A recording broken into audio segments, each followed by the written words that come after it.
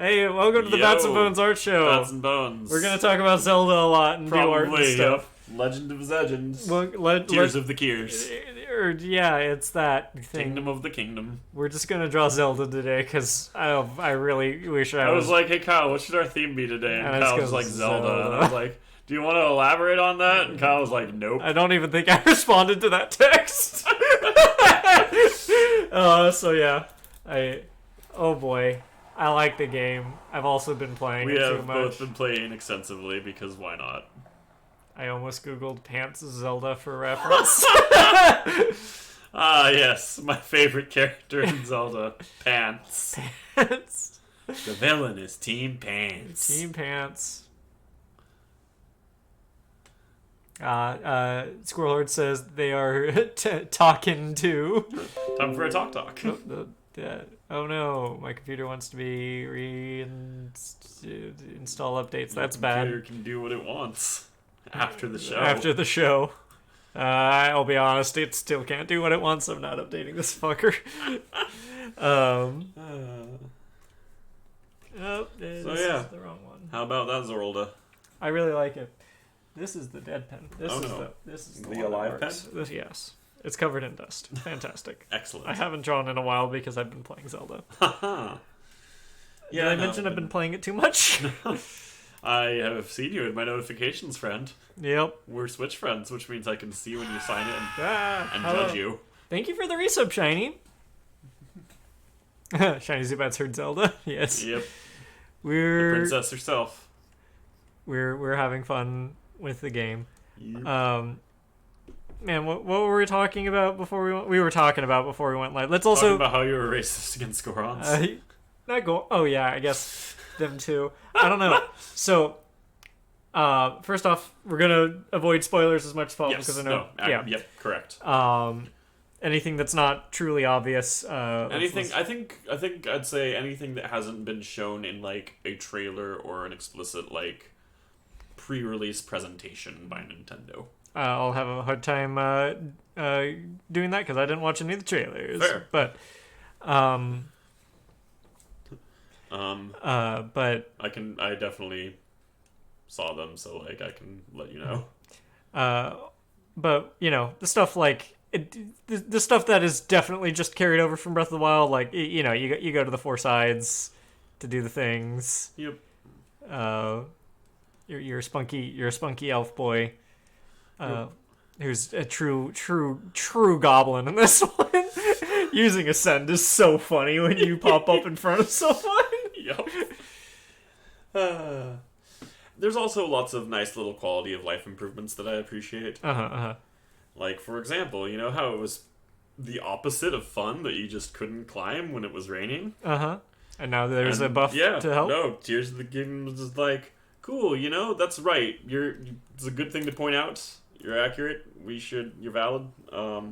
So here's some potion ingredients and some food ingredients and a whole armor set that mitigate that problem. Mm-hmm. You still gotta earn it, but you know, now it's not a problem anymore. Yeah. And that feels appropriate. I know this won't take me a lot of time to draw once I like figure out the pose, but I didn't think about the pose before this. I just didn't think. So, I've been a goblin and going out of order. Yes, as you told me. Yes. Because unlike to just the audience, unlike Breath of the Wild, where it really was freeform, it was just like, hey, kill Ganon at some point, otherwise do whatever. And you really could do anything in any order because the game actually adapted to how many divine beasts you conquered and increased enemy difficulty that way. Here, enemy difficulty is set and in specific regions. It was a hybrid in both. Hybrid? Okay. Yeah. But it's more set than it was. I think so. Which does like nudge you into a general order they ideally want you to go in. You are still free to defy it, but they do railroad you a tiny bit more, and I can't say that I mind, honestly. Mm-hmm. It helps mitigate how overwhelming the game can otherwise be. Yeah. the story very much pushed me in one direction. I think not. I'm gonna go to the Gerudo because I like girls. Which, on that note, boy, I wish it was easy to find just random available and looking muscular women just out in real life as it was in Zelda. Savak. Yeah, no, I tried that. I was gonna hit up the Zora first because I wanted to fist bump my bro Sidon. Mm-hmm. But the high-level enemies around that area told me, nope, turn around, help the birds. And I was like, fine, I'll help the birds. There was definitely a point in the Gerudo, and I pushed through it anyways, despite, oh boy, I wasn't meant to fight that first. There was a particular part in the quest line where someone was like, this is a problem the Rito would be able to solve. Maybe you should go and see what the, if you red could... text. Yeah, red text. What oh, if only you could do what the Rito do. And I'm like, I will not. I will find another way. We're not saying you should go in a specific order, but it sounds like the Rito really needs your help.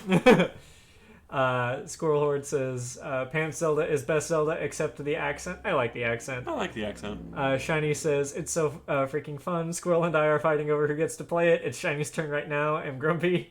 I was trying to avoid the default route, but accidentally found my way to it anyways. So I did the Gerudo first and then the Rito. And I haven't helped anyone else yet, but I am in Zora's Domain now. I tried out Zora's Domain, like I said. I made my way there, but I was having a rough enough time of it that I was like, I'll come back and help them later when I'm stronger. The funny thing is I went somewhere else, just running around. Actually, past couple of days I've given myself a don't fast travel limitation just because I was zipping around. And I'm like, oh no, this game's a fun game to just run around. I'm going to get back to that. They've made a beautiful countryside. Go appreciate it. Yeah, and so I decided to go to a area of the map I had not really been in except to unlock the tower, and I found something that was really, really important looking, and I followed some breadcrumbs back a little bit to find where, like, I feel like that, like, what leads to the thing I found.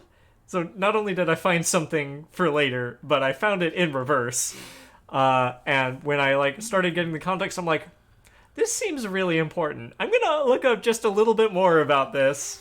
So I risked some spoilers to look up a little bit more about it. And I'm like, no, I shouldn't do this now. Oh. I found my line. I like doing this type of game out of order, and I found a line for me. We were like, no, that's meant for late in the game, and I'm going to do that late in the game. Yep. But boy howdy, was it cool.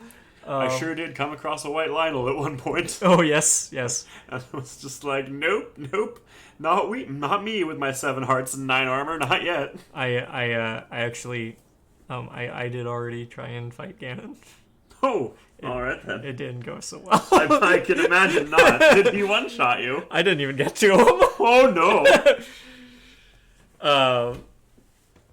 It didn't help that there was a white Lionel on the way, and I'm like, now's the time. Did he one-shot you? No. I beat him. I beat the Lionel, nice. But it took almost all of my food. Yeah, that's fair. And due to reasons, I had 3 hearts for the rest of the lead up. So due to reasons, you had 3 hearts maximum. I'm willing to bet. Yep. So it was a problem. Oh, here's a question. Have you found any of the hand things yet? I found one, and boy, it sure killed me immediately. I see. Did you know that they can move faster than you can run? Oh, yes. I found that out the hard way. Here's a trick. Elevation. Yeah, no, but I was panicking, you see. Oh, yes.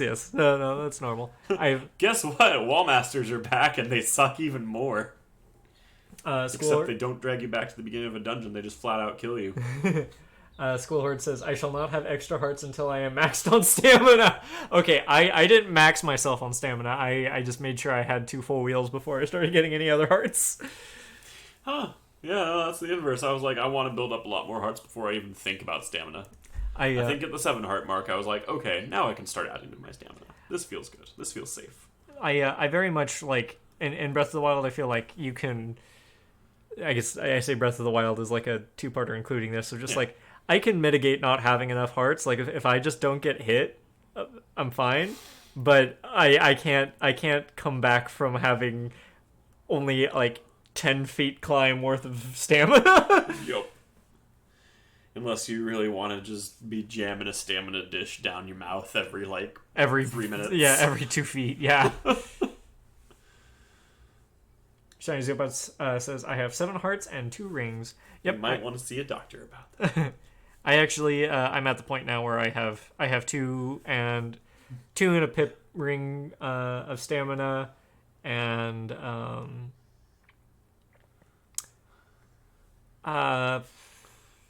almost a row of hearts. I can't remember how long a row of hearts is. I thought it was 15, but I think I have more than 15 now. I think it is 15, because I want to say I have 30 at the 30 during a sequence. My beloved plot hole C. ABC, always be cooking. Yeah. Yep. I'm actually really grateful for the Zonai portable pots, even though they're single use. I really wish they they have would saved my butt many times. True. Did you guys know there's a maximum inventory space for meals? I did not. There is. Well then, and that's one you can't talk to Hestu about. Nope. How many meals can you hold, Max? Out of curiosity. I don't know, but I found it. Fair. I'm guessing it's 2 pages, which would be like. It's a lot. Like I did a lot of cooking. Okay. Yeah, it's probably some absurd amount, like 50 or something. Rule 1, always be cooking. Rule 2, never not be cooking. Squirrelheart says, I will not have my paragliding be curved.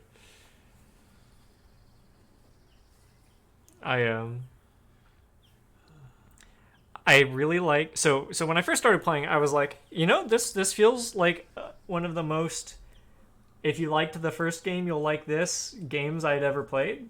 Like it didn't really feel like it was adding a whole lot, but it was just it did successfully refresh the Breath of the Wild map for me. I view it as kind of an improvement over it, even. Which is impressive. After I did my first like region and I saw what they did with the temples, yeah, I'm like, oh nope, this is better. This is straight up better.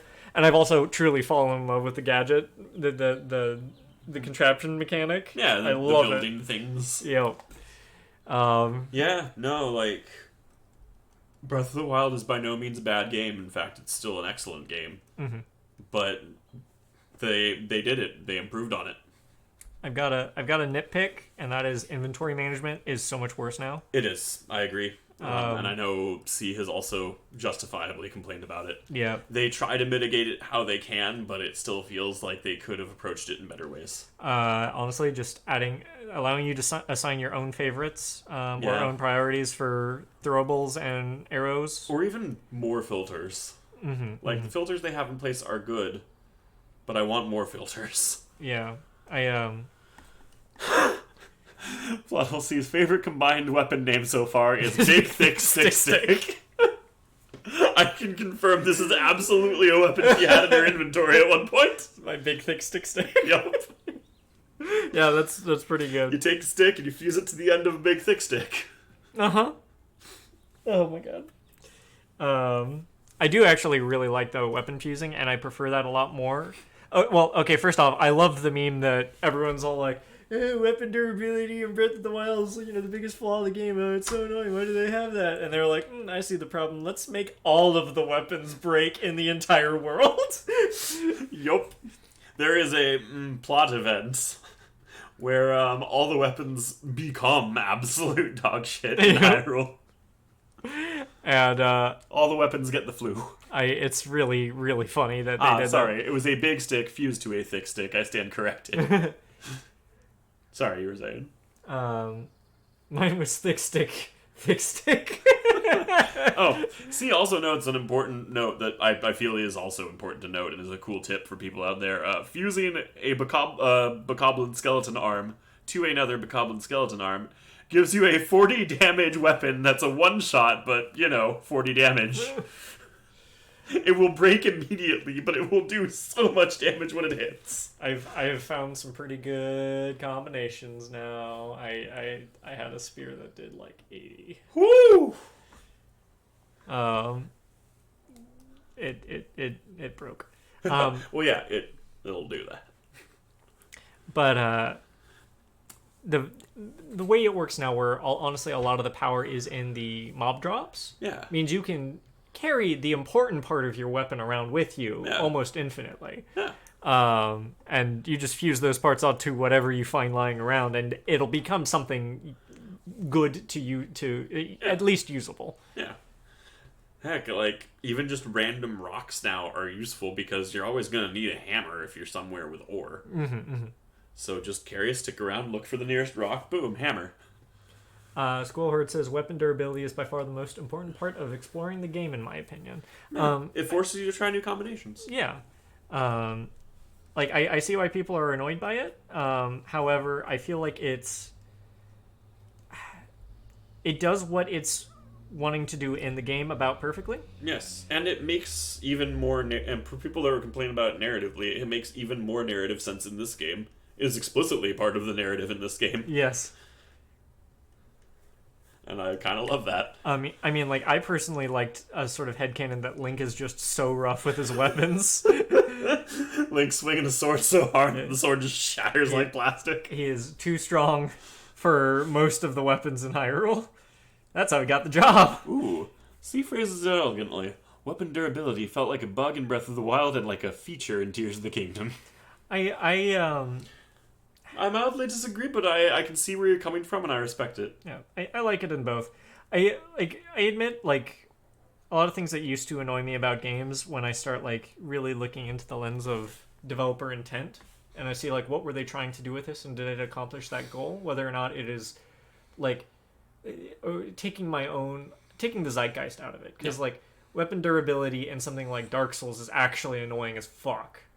Because it wastes your time. Mm-hmm. In Breath of the Wild, you're cycling through your weapons, and having something new and powerful to pick up from each enemy you fight is kind of a cool.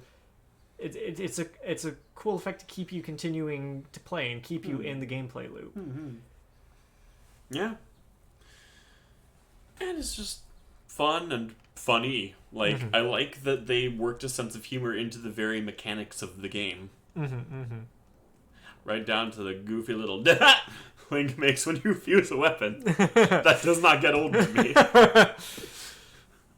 Oh man, this Link's truly just. They're always a bit touched, but there's something particular. It sounds like a noise that come out of Banjo's mouth. I'm not wrong. No, you're right.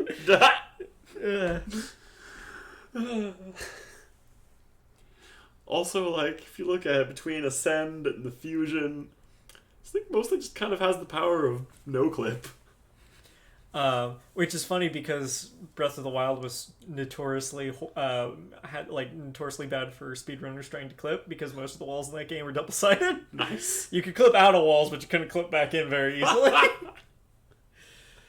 Also, I love that the Great Plateau was coded in like 4 different ways to make sure you could not get off it until you completed the tutorial. Yep. Speedrunners simply could not figure out how to get off. How do we keep people from leaving the Central Sky Island? We just won't give them their paraglider till they're on the ground. You know, it's more than that. That island is in a death cube. And in fact, I think it's in a separate zone entirely until you beat the things. I saw a guy who was trying to just build a bridge long enough to get down. Or specifically, he was trying to build a bridge to get around to the end of the Sky Island where you jump off and there's definitely water beneath. Yeah. Not only... he wasted like an hour and it didn't work. But like, Breath of the Wild, if you got off the plateau before you'd completed the quest line, like, it would know and just kill you. That reminds me, you know about the I was telling C about this the other day, you know, the like whistle sprinting glitch, where you can if you sprint while whistling, it won't consume stamina in Breath of the Wild. Huh, I didn't know that. Oh, yeah. No, it was a glitch that people knew. Like, yeah, you lost no stamina while sprinting if you were whistling while you sprinted. Great. They addressed that in Tears of the Kingdom. If you try to do that now, it will just instead immediately drain your stamina wheel. Oh, that's really funny. It's a button combination that just dumps all your I stamina. want to try that now. That's really funny.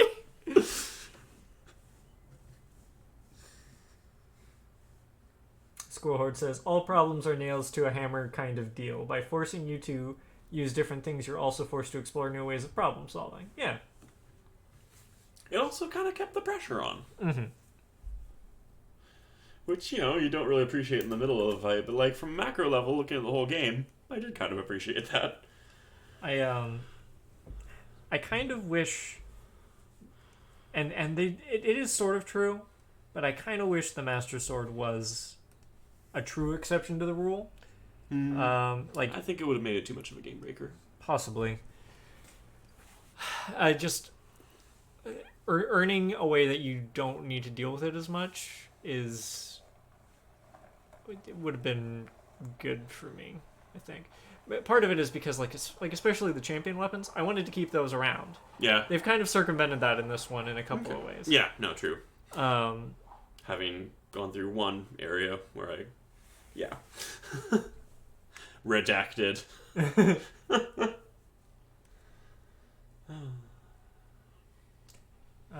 But yeah, they have ways that there are a couple of different ways to repair weapons in this one. I'll say, and they're not. There is a trade-off to them, but they are not arduous, if that makes sense. Okay. Like it requires work, but not. Gotta put in some effort, but it's not more than it feels like is worth it. Yeah. Nice. If you have something you really, really want to keep around. That feels nice. Like, that was something I appreciated in Cyberpunk as well, where, like, if you had a weapon that you just really fell in love with, you could keep upgrading it. You could keep upgrading it to keep up with that part of the game, if you wanted to pour the points and materials into it. Yeah. Which I absolutely did, because, like, by halfway through the game, I had found my loadout. I didn't really care about any other weapons, so I was like, nope, these are my weapons. And so I just poured upgrades into them to keep up with the mobs. Yeah. Johnny's pistol, Rebecca's shotgun, and a baseball bat. Nice. Yep. Not even the golden spiked baseball bat that you get from Johnny's drummer, just a baseball bat.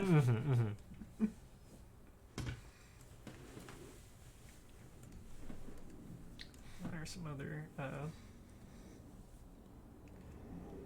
Oh man, everyone know what a Gleeok is? Can I talk about a Gleeok? Yeah, they showed that in one of the trailers, so yeah, you can. Okay. I killed one. Hello, Codigan.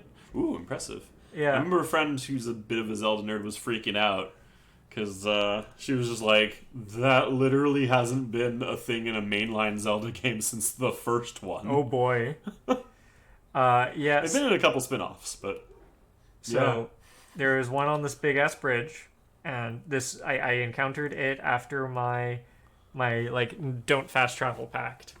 So I have my horse, like seeing it on the bridge. I'm like, okay, this thing's gonna fucking murder me, but I want to ride my horse across this bridge. Get off the horse way back. Fight the Gleeok. It's great. I don't want to talk too much about the fight, except it was epic and terrifying, and boy howdy, it did a lot of damage. But I kill it. I'm like, fuck yeah, that was so cool. That was awesome. Now to get my horse and ride across this bridge. Where's my horse? Did we kill your horse? He killed my horse. Oh. That was my horse from Breath of the Wild. One of C's horses caught on fire, and that was upsetting. They lived, but it was still sad to watch because they animated the distress of the horse being on fire a little too well. Oh, no. You felt bad for it.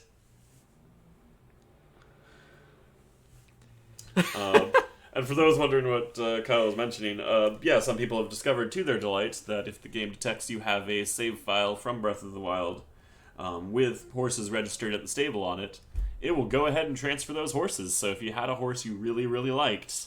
It can get killed by a Gleeok. It can get killed by a Gleeok. And then the horse god can yell at you. Because I am given to understand the horse god is still around. I hope so. I'm pretty sure they are. I'm sure they are. I just wanted to play coy. I was so upset. And Squirrel Horde says I would have just reloaded, and since I knew the Horse God was around, and also that fight wasn't easy. Yeah,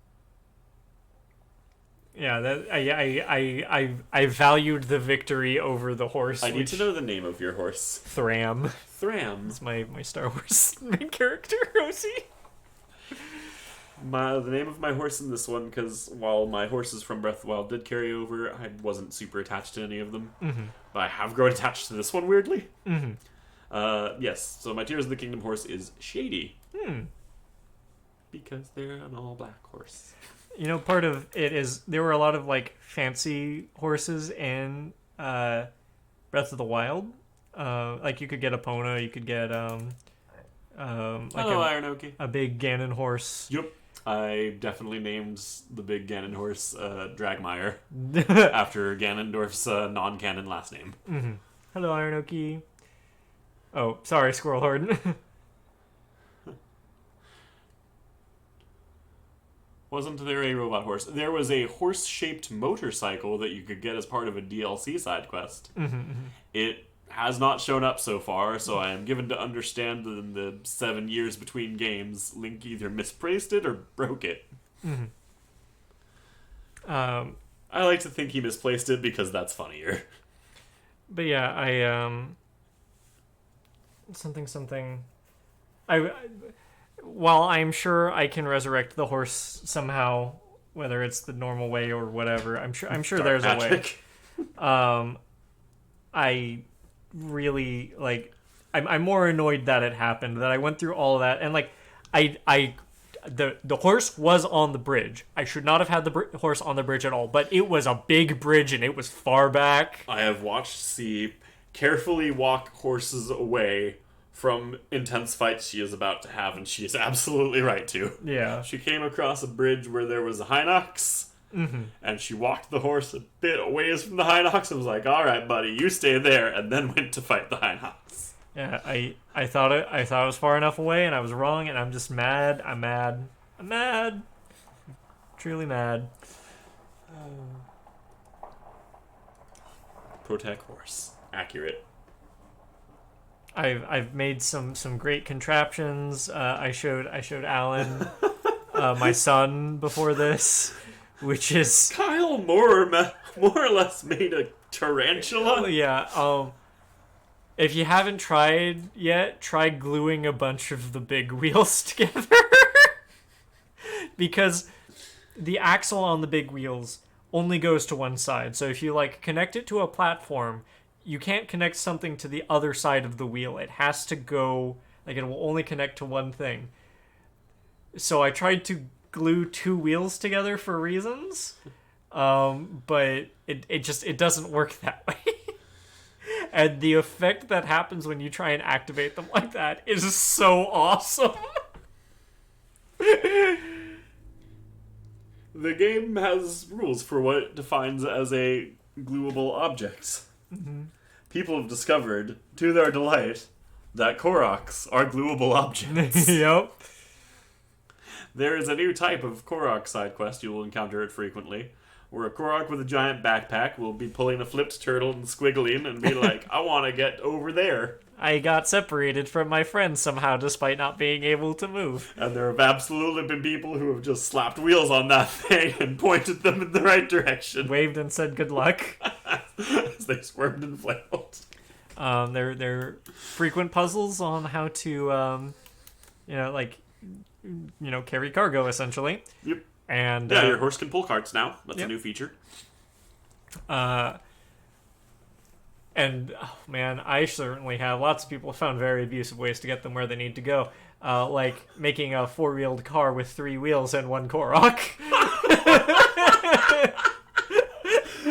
I feel like we're like maybe a month out from just a wonderful video montage. Oh, they're already... Of someone having done just so many horrible things to Koroks. They already exist, my friend.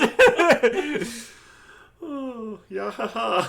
I mean, it took less than a day for there to be an image going around on, I think it was Reddit, of a guy who just crucified I saw that. Just made a cross and stuck a Korok on it. Yep. Set it on fire, drove it around over to where he needed to go. Yeah. Oh, Hesty's not going to be happy. No, they'll be fine. Yeah, no, as long as he can shake those maracas. They stole all his shit. Unrelated, I do actually really like the nice, crisp little character portraits they put up in your little adventure menu. Oh yeah. Whenever you meet an important character, it's just like, here's some nice art of that character and like a little bit of text about them, and you can look it up at any time. And I'm like, I like having this. I appreciate this. Yeah. These are nice images to look at. Also, the moment I saw Purra's Tears of the Kingdom design, I was just immediately like, oh, the internet isn't going to be normal about this.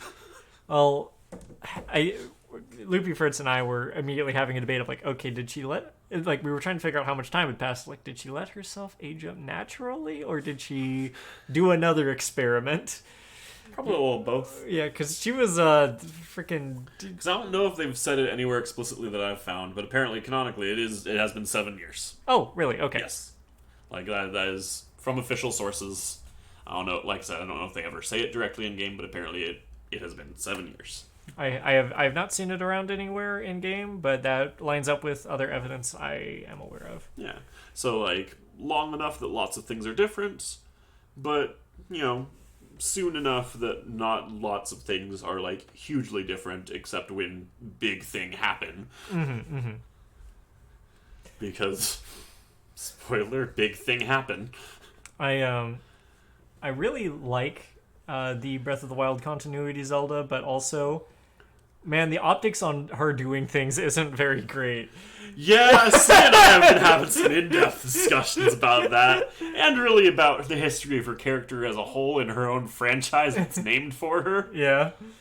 And had the realization that, granted, I'm still, like, only a little way into Tears of the Kingdom's story, so this could change significantly. There's still plenty of time. But so far, the game where she's had the most direct active role is the one where she was killed off 10 minutes in.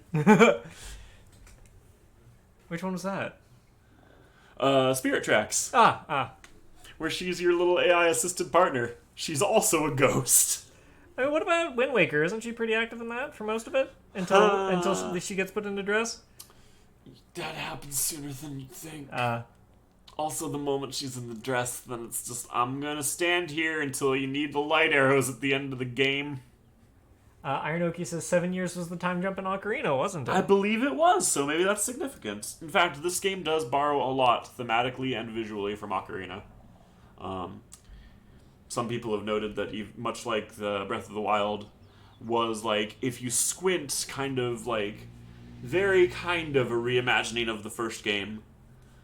I wouldn't say this is a reimagining of Ocarina of Time, but it does borrow a lot from it very consciously. Mm-hmm. Ineffective Zelda is one of the big reasons why I'm not feeling any interest in Tears of the Kingdom. Well, that is entirely fair, Iron Oki, and if that does change, I will let you know. I won't let you know in ways that are spoilers, but I will absolutely let you know because it's valid and I'm getting tired of it. Well, see, like, I wouldn't necessarily say Zelda's ineffective. But I would like her to be... I would like the narrative to allow her to be a more active participant in her own story. I'd also disagree. That's not really the case. She's actually very active. She's just not in the action. Fair. I would like more of that then. Well, yeah. And I've kind of given up that being the case. Like, this Zelda's actually very proactive. She is always doing things. I like how much of an archaeology nerd she is. Yeah. Well, like in Breath of the Wild, she is the reason you could go around and do your adventure, because she is holding off Ganon while you're fucking helping 100 Koroks and doing a shield surfing contest. But you know what I mean. Yeah. Yeah. Oh, when I was talking about when I mentioned the optics was just in Breath of the Wild, she was all like, there are these ancient weapons we can use to fight Ganon. It's going to be super helpful. And that went badly. Oh, yeah. She couldn't have known. And actually, like, It went so badly that when you show up to the Zora, they're like, oh, you're still alive. That's rude of you. But it worked last time. Thinking it would work this time isn't that dumb of an idea, considering they kind of view Ganon as a mindless beast when actually he's still kind of alive in there. Yeah. So no, make the choices. She made the right choices. It just didn't work out. And in this one, like, this is truly just the opening cinematic. Ganon literally did something that they didn't know he could do. Yeah. When he took control of the Divine Beast, they're just like, I didn't know he could do that. Yeah. And then they were all screwed. And this one, just from the opening cutscene, this seal was probably already breaking. Clearly it was already breaking. But the fact that it broke the second they decided to go poke it around in there doesn't look too good. Sure doesn't. Yes, and C also notes 7 years is around the time IRL between the actual game releases, and I noted that I kind of love when a game does that, when a game series does that, when the amount of time between the releases is also the amount of time that's passed. Between Breath of the Wild and Tears? Yeah. It's been about 7 years. The Switch has been around for a while. I thought it came out after I moved to Seattle, and It was a launch title for the Switch. I know it was a launch title for the Switch. It's not the Switch that surprises me. It's moved in 2016. Okay, I guess it has been about 7 years. Yeah. Famously, well, not famously at all. In fact, the opposite. But No More Heroes actually did that between all its releases. The amount of time that it passed between releases was the amount of time that it passed in game. Nice. I'm glad they were able to hit their deadlines without ruining everything. So consequently, Travis in No More Heroes 3 is much older than the Travis in the first two games. Because the first two games came out within like a year of each other. Mm-hmm. 6 years, okay, yeah. And it's neat seeing, like, continuing the theme of being a post-apocalypse game, it is nice seeing how people have continued to rebuild. It's a very hopeful game that way. I mean, after watching a bunch of Zelda lore videos due to hype for this, I've realized every Zelda is the darkest Zelda. Oh yeah, absolutely. And but yeah, they are ultimately pretty hopeful. I also love that they just completely rolled with the like, hey, you know how the Sheikah Slate looked like a Wii U controller? The Purapad is just a Switch. Oh, I mean, Joy-Cons and everything. I always thought the Sheikah Slate also looked like a Switch, but it was supposed to be a Wii U controller since, like, they didn't know the Wii U life would be over as soon as it was. Mm-hmm. It always looked like a Switch to me. To be fair, the Wii U looks like a prototype Switch. Fair. Shiny has relented. It's my turn to play. Yeah, ha ha.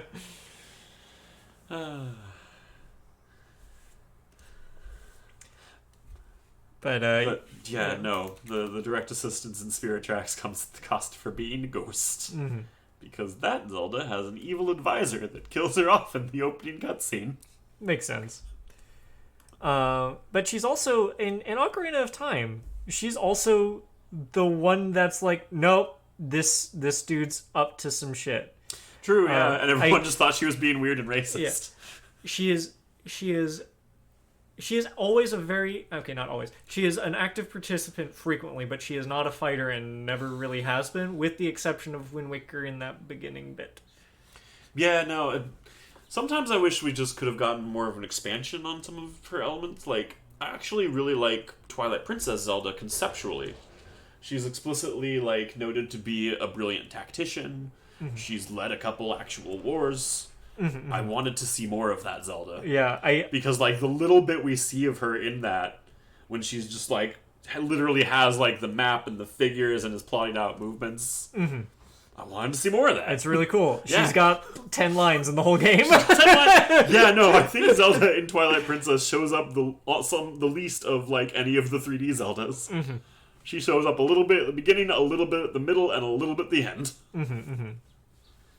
So yeah, I think it's a bit I think it's a bit incorrect to say she's not active. She's definitely in sort of a retrospective throughout Zelda games, because I've been playing a little bit of all of them for a while. She's not really the princess trope that I always kind of assumed she was. Not to the level of Peach. Yeah. But yeah, when Zelda gets magic, she remembers all the Zeldas she's ever been, which explains pirate to princess. I don't like it, but it fits dumb canon. So that is my least favorite part of Wind Waker, but a friend had a take on it the other day. That does take some of the sting out of it. It doesn't make it not suck, but it did make me go, I hadn't considered it from that viewpoint, and I will be considering it from that viewpoint from now on, which is that it's not just the Triforce of Power that's a curse. Oh, yeah. All three of them are curses. Tetra becoming Zelda is not a happy thing. It is not a good thing. She is robbed of her identity as an awesome pirate captain, and she doesn't get a say in the matter. And likewise, Link's life in Wind Waker went to shit the moment he put on the little green hat. His grandma hands it to him, he puts it on, he's like, I don't like this, it's itchy and uncomfortable, and then his sister gets swooped up by a giant bird. And his life is never the same. On that note, actually I was talking with Saberfly, who's a big Zelda buff, and she was telling me about a comic before Skyward Sword, because those who don't know, Skyward Sword is like the beginning of all the Zelda timelines. Yeah. It is canonically the chronologically earliest Zelda, and I believe with current officiality, Wind Waker is the chronologically last Zelda. Well, it's split into a couple timelines, so it would be Breath of the Wild and Tears would be the other one officially. But, okay. Yeah. Whatever. They're broad strokes mythologies. Yeah. It ends up being pointless to count down like this is the actual timeline. Yeah. But where was I going with this? Apparently, there was a comic from even before Skyward Sword that happened right before Skyward Sword. That is the true origin of the cycle, and yeah. Link's being put into the reincarnation was a selfish choice from the goddess, and the goddess put herself into the cycle as a punishment to herself for doing that to him. And Ganon chose to do that. Or Demise was, I believe, the monster's name. Wanted to be that because he was just so angry. It reminds me a little bit of Skullgirls. Fighting game that's still getting content updates, found out. Within that, there's an artifact called the Skull Heart that will grant you any one wish at the cost of you becoming the next Skullgirl, which is a horrible monster that will eventually try to destroy the world. So, like, eventually you'll become a monster that people will hunt down and kill. Neat. There is one character who is comically evil, a gal named Valentine, who just, like, in her story ending, just swaggers up to the Skull Heart and is like, I wish to be the Skullgirl. And the Skull Heart just kind of pauses and is like, no one's ever wished for that, are you sure? It's like, yeah, no, I want to be an evil monster destroying things. Give it to me. This is like, okay. Saves me a step. Yup. Squirrelhorde says, Zelda is and always has been the Triforce of Wisdom. She's lore-wise supposed to be background brains rather than active fighting, but it would be cool to see more of the planning in her head. Yeah. I think they were doing more with it in Tears of the Kingdom, but haven't gotten enough to confirm. No, I do really like the characterization they've got going for her, at least. Like, there is a bit where she is just absolutely nerding out over some archaeology, and it's actually genuinely sweet to see. And Link's just listening and letting her be happy and letting her geek out about it. And I like that this Zelda, like, we get to see a lot of her as a scholar. Especially because, you know, Breath of the Wild made it clear she dove into studies partly to numb the pain from not knowing where her magic was. Fine, if I don't have magic, I will just learn so many things. Aranoki says best active Zelda is in Cadence of Hyrule. I have not played. Glockenspiel, Aranoki. Glockenspiel. Cadence of Hyrule was a Zelda-skinned version of Crypt of the Necrodancer. Yeah.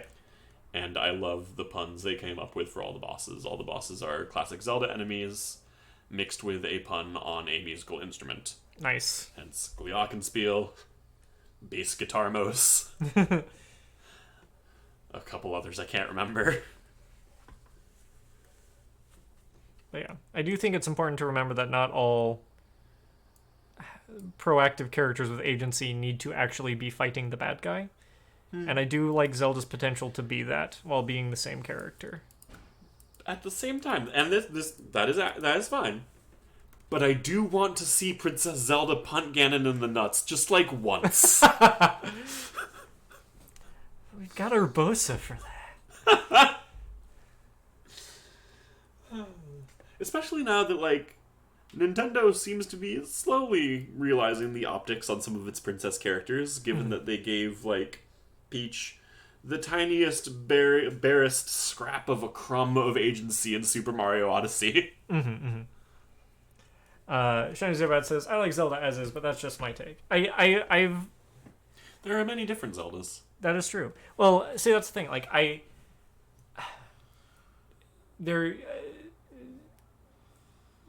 Zelda, the series, is very archetypal, and its characters really, like, when I say archetypal, like, Samsara reincarnation archetype. No, in fact, that eventually becomes an explicit part of the text in later installments. Yeah. Where it's like, no, there is always a princess, there was always a kid in green with a sword. There's always a lighthouse. Big evil guy with a... Yeah. There's always a Booker DeWitt. But yeah. Yes, K Penguin, you came into the Zelda discourse. You came into the Zelda discourse. And, like... I don't need Zelda to be a punch girl, is what I'm saying, and I feel like that would kind of betray the character and the strengths the character does have. We have one Zelda that's a punch girl. That's a treat. I mean, like, you're free to think that. I'd be disappointed.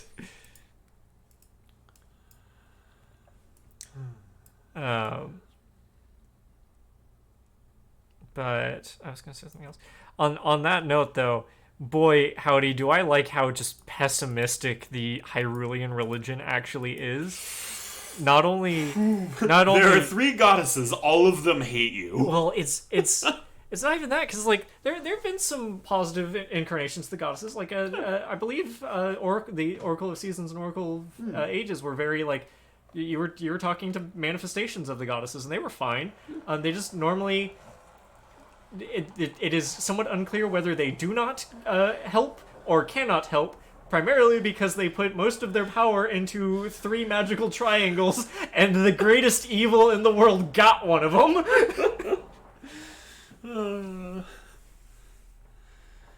Like a variety of characters, and I don't mean Zelda to be another strong female character. I like the strong female character, but I feel like we should read it so people can hear. Okay. I don't know. Like, I like a variety of characters, and I don't need Zelda to be another strong female character. TM. I love the strong female character archetype, but I also like there being room for more passive people too. Pretty much where I'm at. But I had a great conversation with Loopy Fritz, and I wish this is a whoops, my alarm just keeps going off randomly today. I wish I had camera on so I could mimic his facial expression, but I was explaining Wind Waker to him, like, yeah, not only so in Wind Waker the world got flooded, and like I was like, what, like Ganon did it or something? Like, no, actually it was the goddesses trying to stop Ganon, and it didn't work. And he's just like, oh man, I can imagine, like, you know, whatever water goddess did that's face just being like... I do like how they keep escalating, like, and then we tried this absurd thing to kill Ganondorf and that didn't work. Yep. Like, flooding the entire continent. Uh-huh. Or Twilight Princesses, where they, you know, like, they found a holy sword other than the Master Sword that could hurt him and rammed him through the chest with it, and then he just got up and was like, is that all? And walked off. Mm-hmm.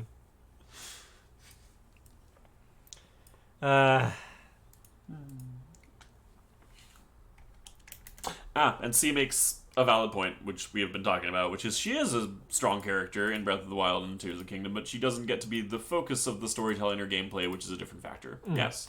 I do wish... A Zelda game that is even more directly about Zelda would be appreciated at some point. I definitely wouldn't say no to her having more presence in the story, her being more present, so to speak. Yes. Her largely being a cutscene character can be a little frustrating.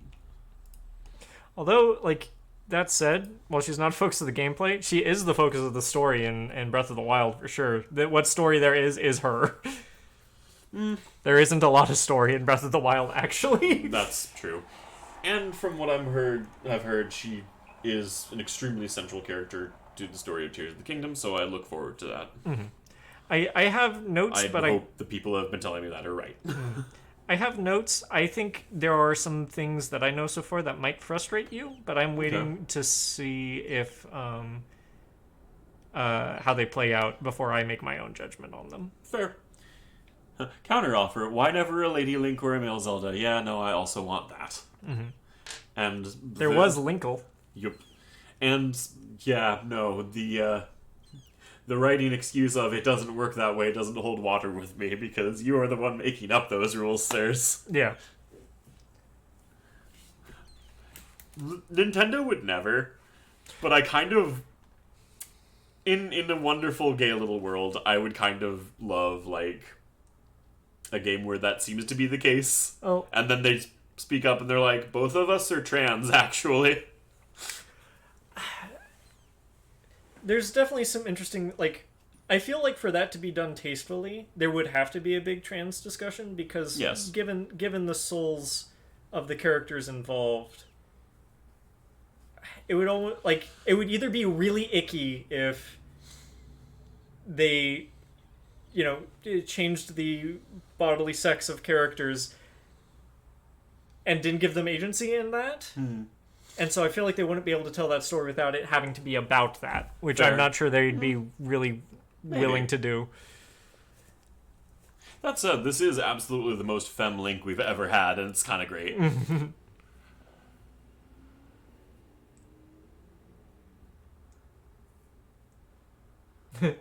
Ironoki says, why in Mario is there no Wah Princess? There is, it's Waluigi. They have apparently considered a Wapichi at many points, and it's never the right time, apparently.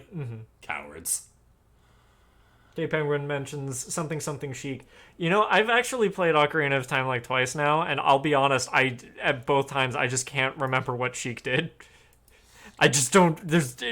Sheik was very mysterious. It's I want to simply say never she in my gave brain. Link the ocarina. That would make. It has been several years. Yeah, I don't know why. It just that part of the story always leaves my brain, and I'm actually like, I need to figure out why this is.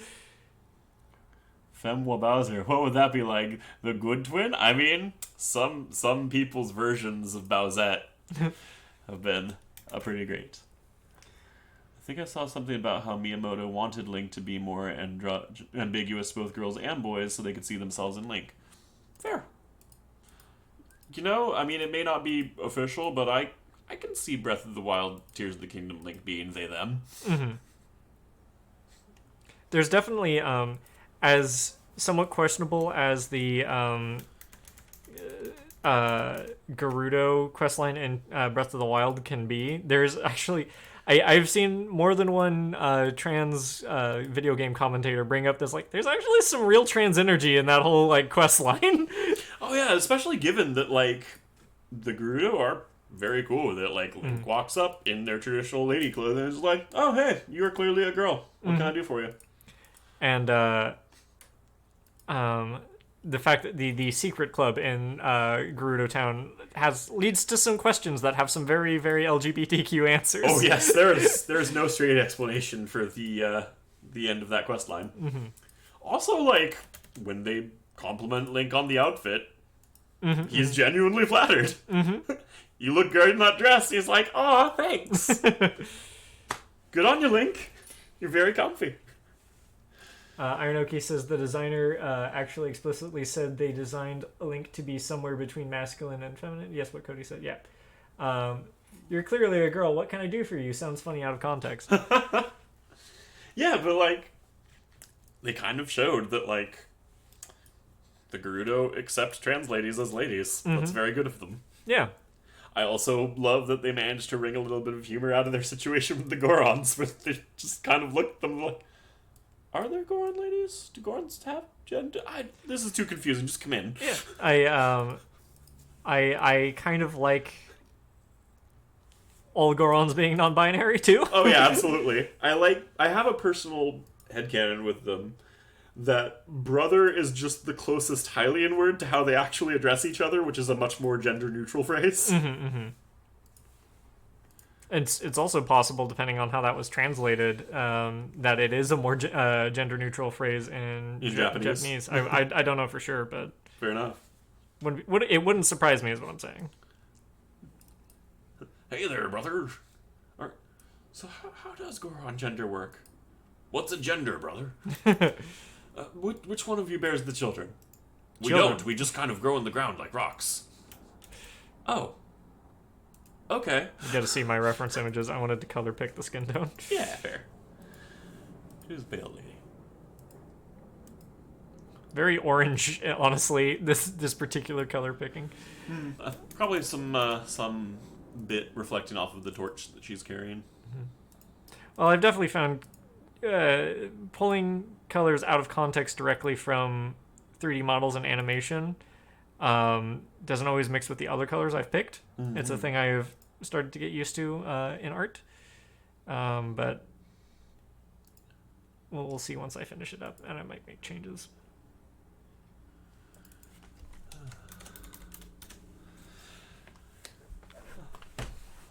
I had a whole discussion with some folks sometime last week on why it really would be nice if they characterized Gorons a little more than just the extremophiles who also eat rocks. Give me some more interesting Goron culture, please. I want to like the Gorons so much, but you keep writing them so one note. Kind of liked them in Majora's Mask. I kind of liked all the races in Majora's Mask the best, honestly. Yeah. Rockstar Zora was the best Zora. Yes. I like how varied all of the identities you assumed in that one were. It's the Zora you're inhabiting is a famous musician. The Deku you're inhabiting was a butler's son. And they were all dead. The Goron, I'm pretty sure, was just some random Goron. I thought he was kind of like a spiritual leader. Was he? I think so. He might have been. Okay. Yeah, he was either like an old hero. He was certainly an elder. I can't remember if he was a hero or a spiritual leader. Oh, right, because you had gray hair in that form. Yep.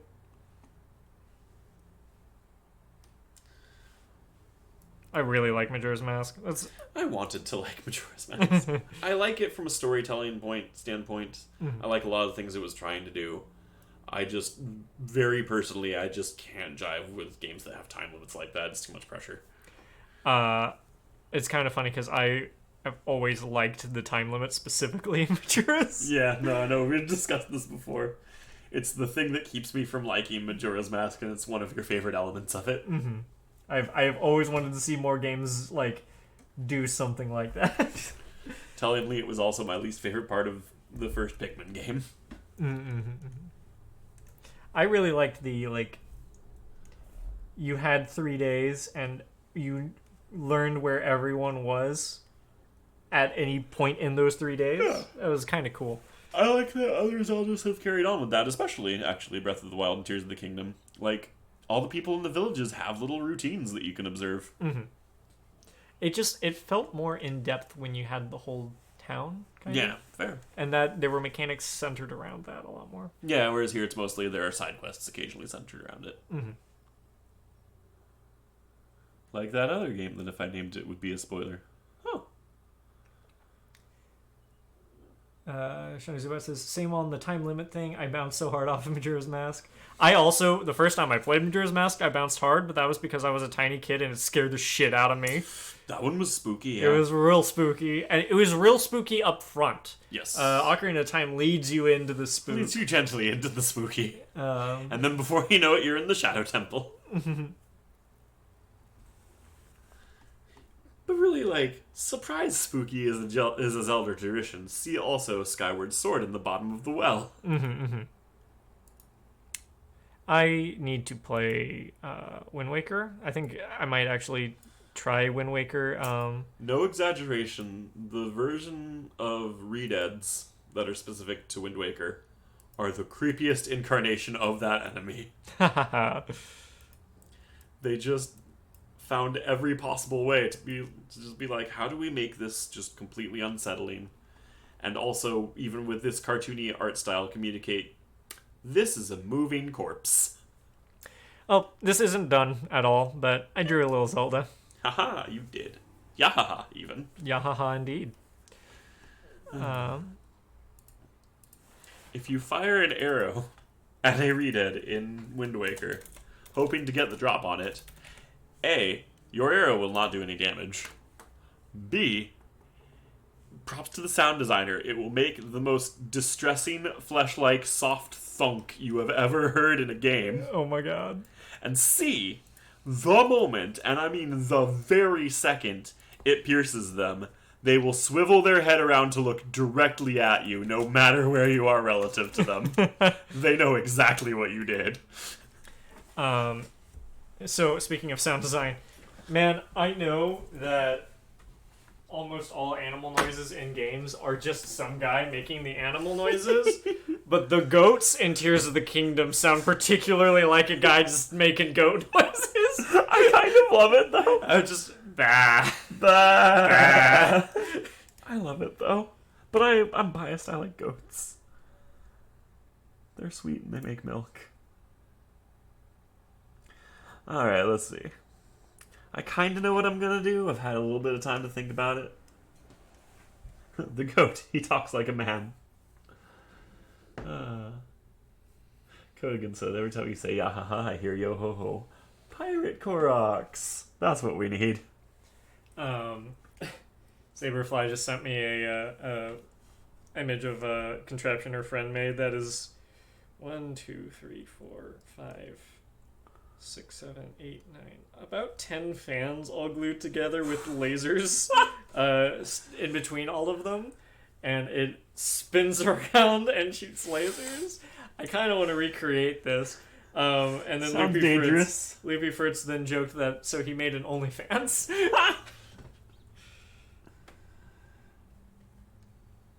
Oh, it took me a second.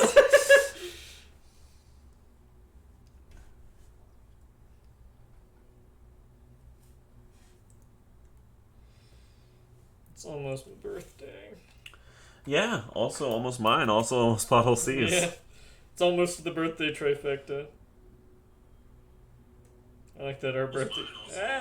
You're not supposed to have volume. Sorry.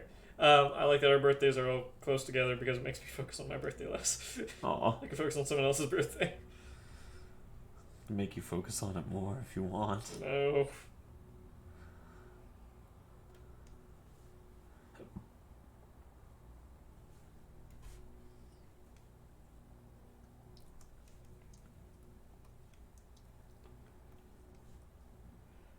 I've been young.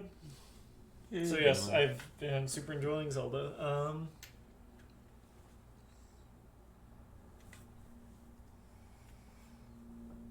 What are some other fun contraptions I made? I've made an auto-kill bot. I saw a post the other day. Mm-hmm. Speaking of this, that's just so true. The Japanese developers were like, I wonder what whimsical contraptions our player base will make. And it took about 2 days before the American players were like, I have made drone strikes. Yeah.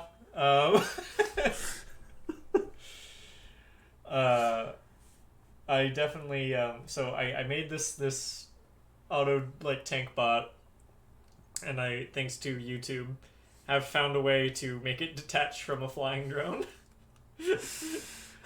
So yeah, I have a flying machine, a flying fighter jet that will drop an until unmanned someone drone. makes a machine that just lets you win the game.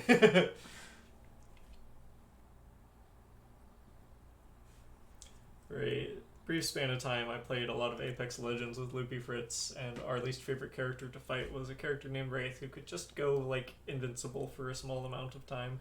And she was very annoying and also had a small hitbox, and so we were just joking that the next character should have an ability that just uninstalls your game if you play Wraith. As a balance patch. Can't believe Team Fortress 2 outlived 2 different versions of Overwatch. Well, no, Apex is closer to Fortnite, honestly. Fair. And it's still around and kicking, actually. It was never as big as the big names, and it's about the same amount of popularity as it ever was, I think.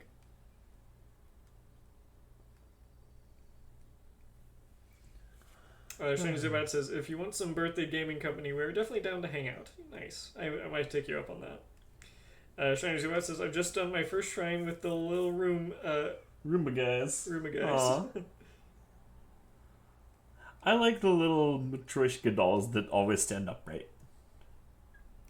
Aranoki says, another reason I can't get excited about this game is learning to build structured 3D things is what I've been grinding hard in my project time. I need a different thing for my video game time. That is entirely fair. Mm-hmm. I've also made a very efficient hover bike. That's why you don't have the Master Cycle anymore. You just don't need it. Pretty much. You can just build one. It is very good unless I need to carry anything. In fact, I even tried to build a version with a headlight, and it made it wildly unbalanced and crash immediately. All it takes is 2 fans and a steering wheel. I am proud of the stuff I have done in this game. Haha. I like contraption building. It is fun.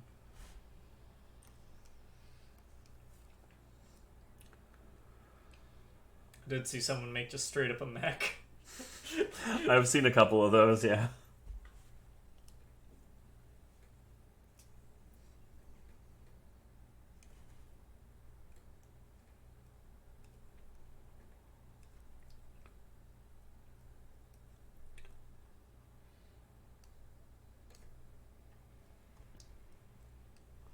Oh, Shiny Zubat's meant Roomba guys. Shiny Zubat says, I refuse to boat, only bridge.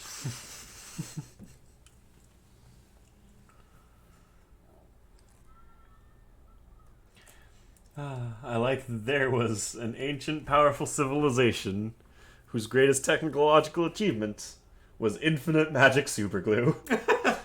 Yeah. I mean, glue was a pretty big... I mean, like, the Romans, for everything they did, their best thing was probably concrete. Fair. That's concrete, baby. Incredibly cheap building material that can be formed into pretty much any shape. You know, when you put it that way.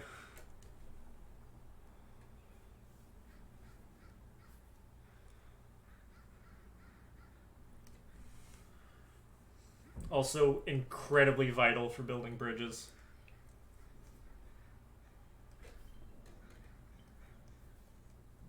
True, actually. Rome's interesting to me.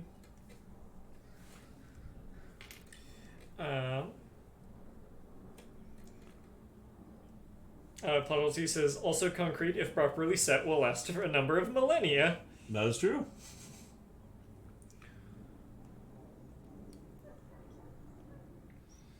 Rashid says, I had one bad experience with Make Boat. Now I only make Wonderful Bridge. So I can... I had some harrowing experiences with the boats. It's fun when the fans don't do what you want to, and then they just start violently spinning. There's that. It's also fun when you put the fans on backwards. Okay, so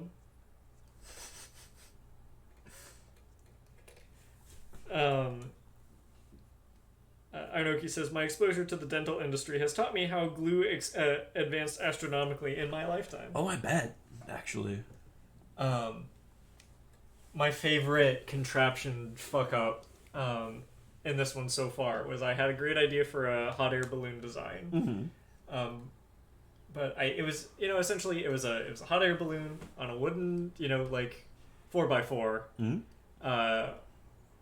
With a fan on the back, and the idea was I would, just toss some wood in there, light a fire, and it'd go great. I'm guessing it did not, in fact, go great. I strapped the Korok I was transporting to the bottom of it, and took off. And the fire I'd put in the hot air balloon immediately caught the board that was holding the whole thing together Oh no. on fire. and I freaked out and tried to throw a splash fruit on it, and So that's what those are for. didn't get to it on time, and the whole thing collapsed, and I fell down a canyon with the Korok. My biggest fear was that the Korok would Stay live. there? No, would live and not go back to where it was, because it would be even bigger a pain to get it out of the canyon than it was to get it from where it was. And unfortunately, yeah, it did stay there. Aww. I was playing the game with friends at the time, and when the whole thing caught fire and started breaking apart, I just held down the first pause button I could think of, which is the like item select throwing thing, and it was like, Kyle, what's wrong? I'm like, I'm trying to think if there's any way out of this disaster.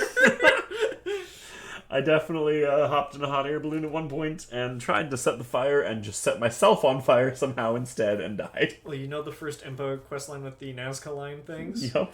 I did that before I had the glider. Oh no. And you get up in the hot air balloon, and she's like, "Oh, you can just jump off and leave me here. I'll be fine. I'll figure out how to land." And I'm just like, I won't. "Yeah, Yeah, that quest line definitely expects that you have the glider. Yep."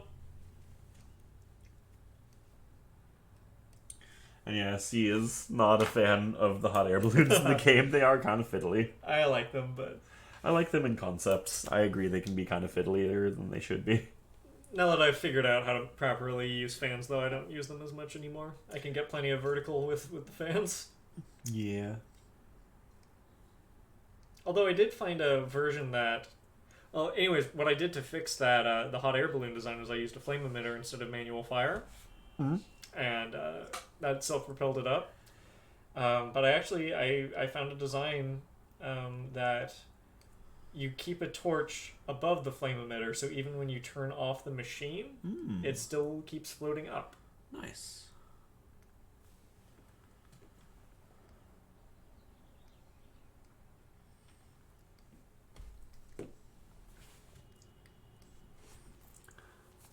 Link has created a new weapon.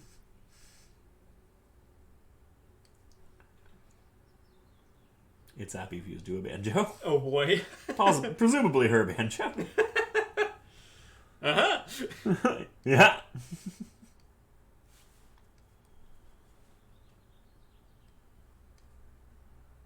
Shiny Suvet says, I stayed in one with someone during a story thing until it popped. At first I was kind of bummed at how some of the particularly flying contraptions disappear after a while. But then once I really figured out how to like break the contraptions, I'm like, oh, I see why it does that. It'd be too powerful. It's already too powerful, honestly. You can anything you like can do with a wing, you can do with just like an iron grate that won't disappear.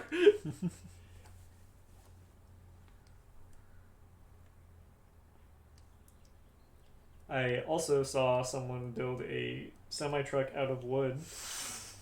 They then stuck the semi-truck on top of two gliders and drove it off of one of the Sky Islands.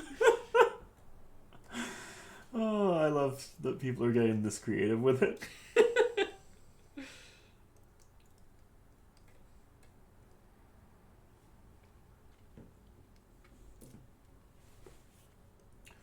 I feel like years hence, people are like still going to be finding like weird things to build in this game. Like that'll kind of become the game after a certain point.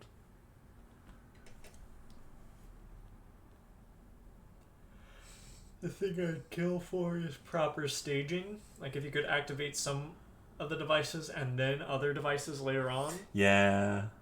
Nope. It's all or nothing. Yep. But a trick I did learn, batteries and other things that like have short lifespan, when you break them up, when they end up, they disappear. So if you attach something to, like if you have the device and then another device attached to the battery, when the battery goes out, they will separate and the other device will be able to move independently. Okay. So there's some interesting stuff you can do with that. Noted.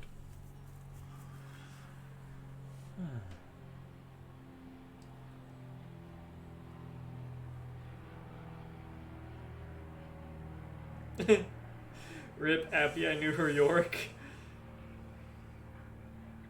Squirrelheart says, isn't the only way to unstick weapons to destroy the attached piece. Yep. Hence rip. There's ways you can undo it, though. Okay.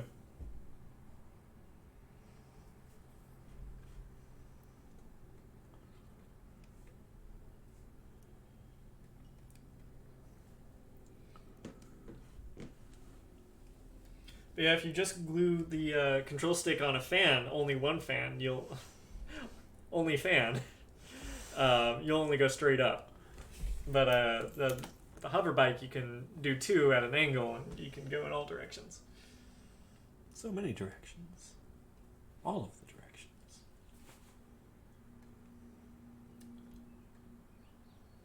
This is fun. Yes. Having a good time with this silly doodle. I also really like the idea of using wheels for things other than like wheel purposes, using them for spinning and centrifugal force.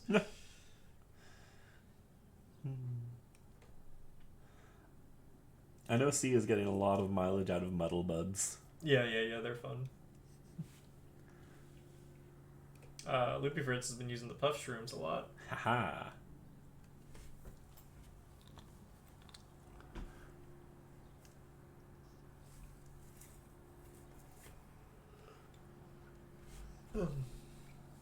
I quite like that of all of my friends. We all sort of went different directions. Yeah.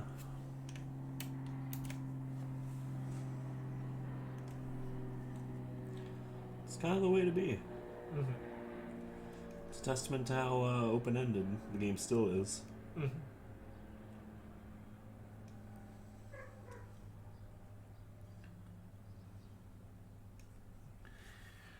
I know when C entered the area that is not the Sky Islands or the main map, but the secret third thing, because that was not talked about in the trailers. Mm-hmm. Yeah, no, she spent a lot of time there. Mm-hmm. And it took me a while to get there, but I am appreciating it immensely. It's pretty cool. The contraptions make it really fun to traverse. I thought I wasn't going to like it, actually. But I kind of dig the traversal puzzle of it when you can't see shit. Mm-hmm.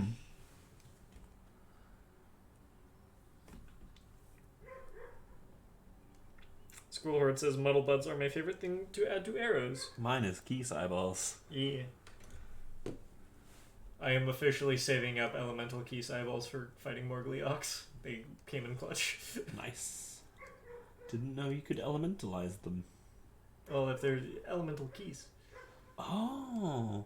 So they make distinctions between, like, eyeballs that came from electric keys and all that? Every single enemy has its own distinct drops. Huh.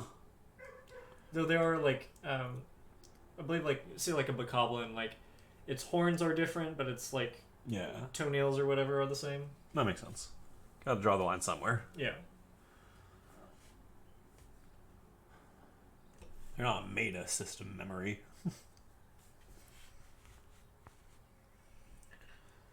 I also like that all the stuff that was only available through Amiibo before is now available in Oh, is that other true? secret ways. Yep. Oh, that's nice. Could that be Nintendo tacitly admitting that it's quietly going to stop pushing Amiibo so hard? It's funny because I like Amiibo in theory. It's just when they gate off content, and that's the only way to get it. That's what's annoying. Yeah. No, got a second way.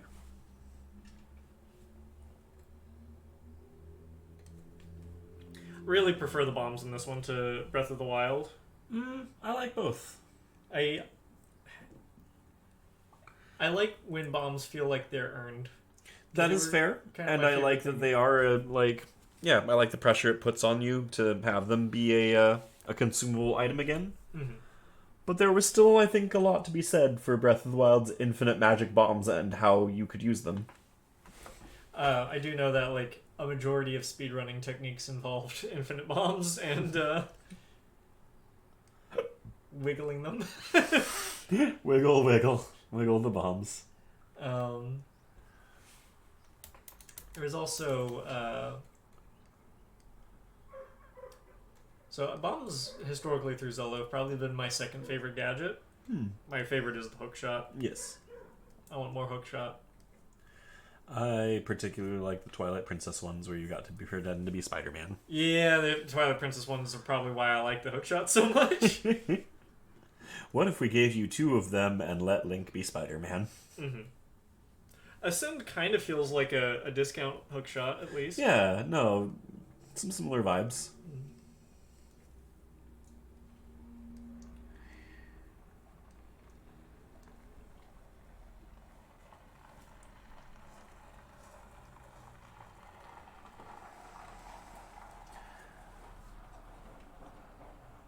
I have a song from like 2003 stuck in my head. What's the song? Happy Noodle versus Sad Noodle. It's okay, I have anime openings in my head.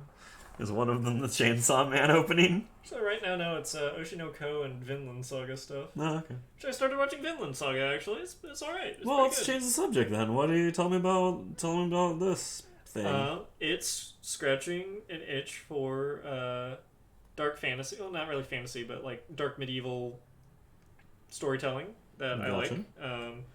It's the Viking one. It is the you know how there was that big wave of Viking shows? Yeah. It was that, but anime. Okay. And yeah, it's really good so far.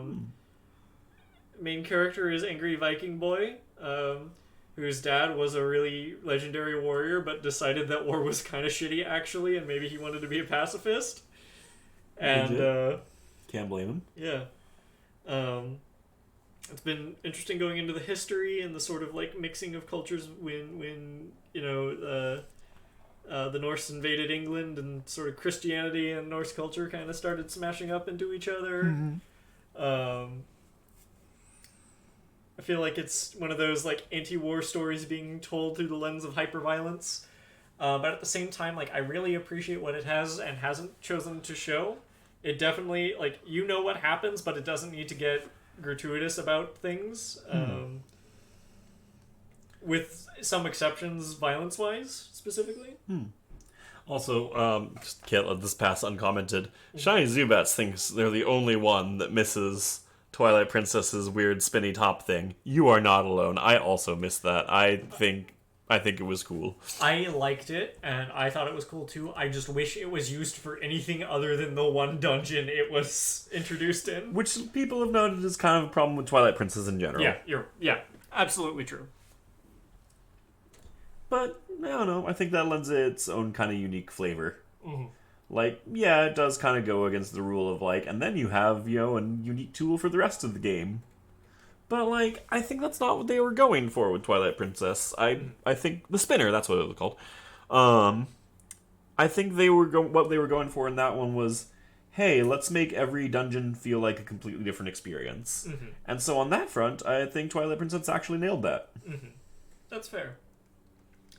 My only counter to that is if that's what they were going for, they shouldn't have had the tools stick with you the entire game. That is entirely fair, because, yeah, then they just kind of take up inventory space. Yeah. That said, I still really like Twilight Princess, if only because of the vibes. It's got the best vibes, I think. Midna is my favorite Zelda sidekick. Yeah, Midna is my favorite Zelda, too. It is my favorite Zelda sidekick. I mean, you want an active princess in the story,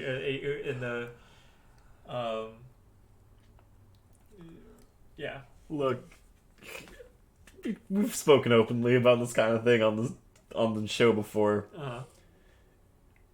60% of it is just the sheer Dom energy. Yeah. She shows up and she immediately just starts bossing Link around and she doesn't apologize for it, and I respect that. I'm definitely like. Grown up Midna is. Yep. Sure. I'm more. I'm more into more human looking characters. However, grown up hot princess Midna. Okay. I mean, she looks extremely human when she's in her princess form. She just has blue skin. Kimmy says Midna is best. Shiny Zubat says Twilight Princess is so pretty and moody and edgy. I do like it contrasted with Wind Waker. Because Wind Waker uses a very bright, cheerful aesthetic to tell a very depressing story. And Twilight Princess uses a gloomy, moody aesthetic to tell an actually very hopeful story. Minna's best worst girl. Minna was power before we had power. I liked... Gotta make Abby's butt bigger. She needs that cake. Something about Twilight Princess. Yeah, apparently the devs really didn't want to go the realistic Zelda route, but Wind Waker didn't do very well because of the culture around the art style at the time, which has been looked at favorably in hindsight. Oh yeah. I mean, definitely. It's a very pretty game. I didn't play Wind Waker because I thought the art style was kind of dumb and cartoony, and I was a dumb kid. It's the same. It's the same thing as One Piece. And it hit the same time too. We were like, I don't want to watch the dumb pirate anime. It was a cartoony looking pirate thing, and I'm just like, but yeah.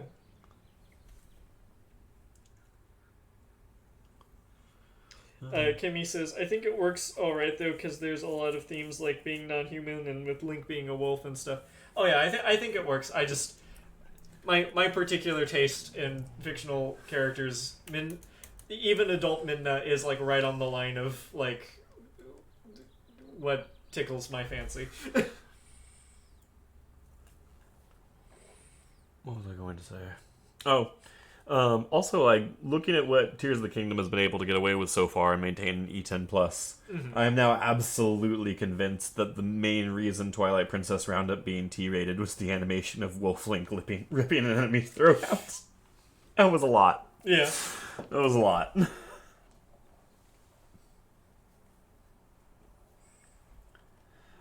It looked a little too convincing. I think, actually, in fact, the first time I ever did it in-game, I kind of remember, jumping a little, being like, whoa, okay. Meanwhile, Majora's Mask and just ripping off your own face and putting on someone else's face. Oh, that's a fun adventure for children. That's rated D. Yeah. Transforming into a completely different creature in what appears to be an incredibly agonizing process. Yeah, screaming in pain the whole time. Yep.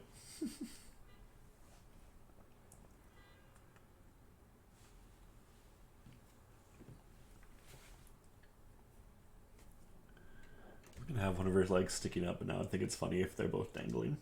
I think it's funny if they're both dangling out of context was a really interesting thing to hear. Particularly because what you're drawing is blocked by your hand and directly over Appy's crotch.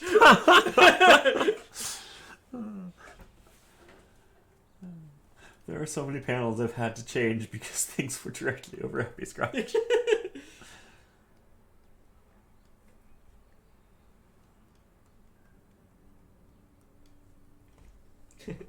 Kimmy said, I saw Majora's Mask at McDonald's and I was so confused. This is scary and doesn't make sense, and where is Link? Oh, you see, Link is a child not having a very good time. Codigan says those transformations were horrific. Yeah.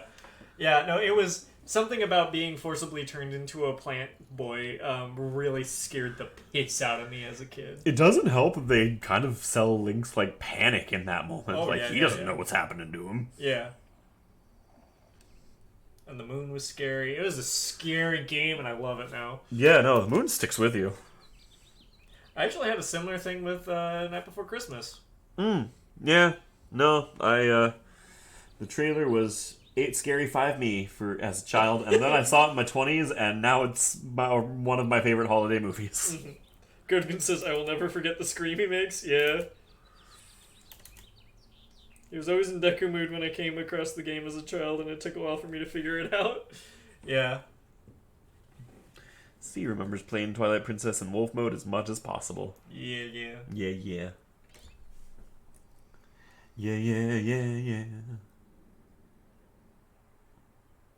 Doing Sonic Unleashed before Sonic Unleashed. Yeah. Rolling around at the speed of sound.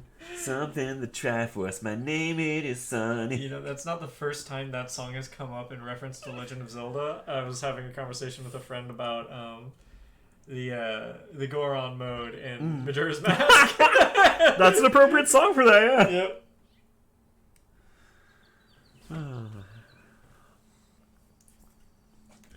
I also like the starting outfit in this one. I wish you didn't have to ditch it basically immediately because its stats are piss. Yeah, I wish it could be upgraded, and maybe it can eventually, but I'm sure it can eventually, but like, yeah, no, let me be Tunic Link for more than like an hour. I really like the design. I would stick with it if it wasn't, like you said, paper thin, like tinfoil stats. Yeah, no, if it wasn't just like, this is your starting armor, its stats sure are, this is better than no armor at all. I found 2 chunks of the Twilight Princess armor set. It's just, you know, the typical serious looking Link tunic, and I've been wearing that as my go-to, because I actually, like, one of the things about Breath of the Wild that I don't care for the champion tunic Link design. Yeah, a lot of people don't, and I see where they're coming from. I'm neutral on it.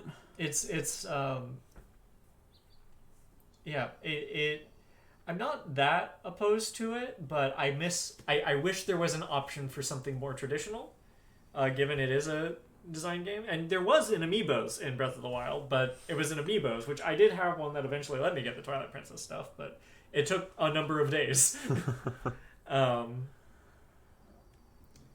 So yeah, I'm glad that it is available here.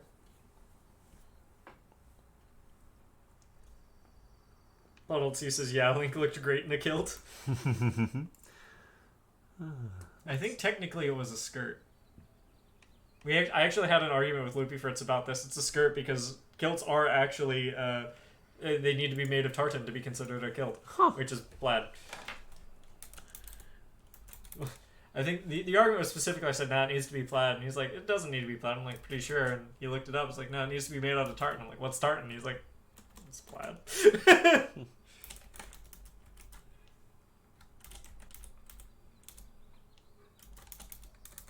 He says, okay, but most utility kilts are solid.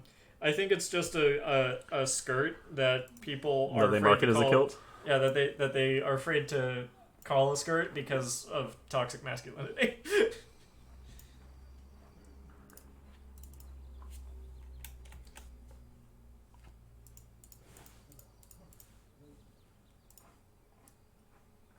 Because kilts were, like, vaguely ceremonial. And still kind of are. Yeah, no, still largely are. Let's see. Oh. Things are behaving strangely. Oh no. Oh, okay. I think things are back to normal. Fingers crossed. Whoops. No. And yes, the over-chest sash and pleating was quite cool. Yes. And the little, like, Triforce tassels. Yeah. I really like that outfit. I just don't want to call it a kilt.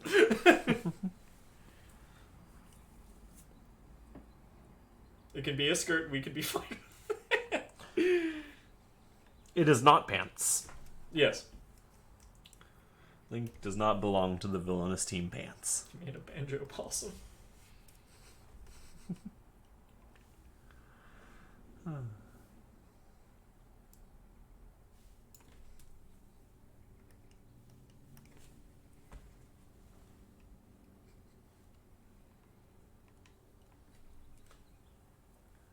Oh, Ironoki hears Burb.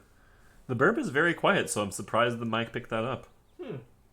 Because there is a very quiet bird outside. Oh, it's also, the mic, when it's going direct to Twitch, you can hear more than, say, when I'm talking on Discord. Oh, okay. Discord would filter it out for surezies.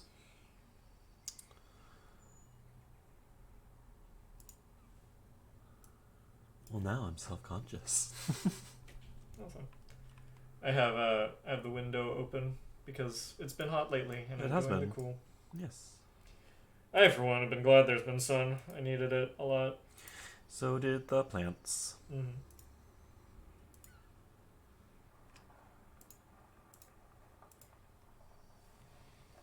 I also, when I'm somewhere where it makes sense, I have Link in the Desert Voe shirt. Very nice. So I can show off the arm tattoos. Yeah. And it's the closest thing to the kilt that has stats. I called it a kilt, the sash that has stats. Yeah, no, I've been wearing the, what pieces I have of the mining outfit a lot. Oh, yeah, yeah. Just because I like the mining outfit. It glow. It's very Mad Max. Yeah. Which, some of the contraptions you can make are very Mad Max in this game. I believe I have made the joke to friends, gonna die historic on the ferry road.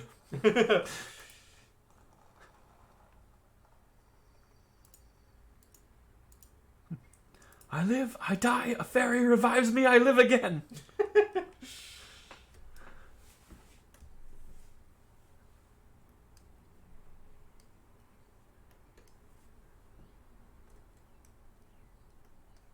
I feel like they made fairies harder to catch. I believe so as well. You know what they definitely changed? You no longer drown after swimming 2 feet. I have found that to not be the case, but... They drastically lowered the stamina cost of swimming.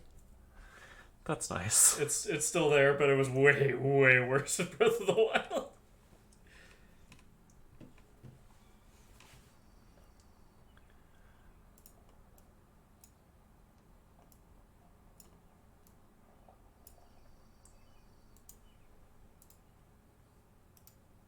The only one I know for sure is swimming is less, but I'm pretty sure running is more and climbing is about the same. Running definitely feels like it costs more. Mm-hmm.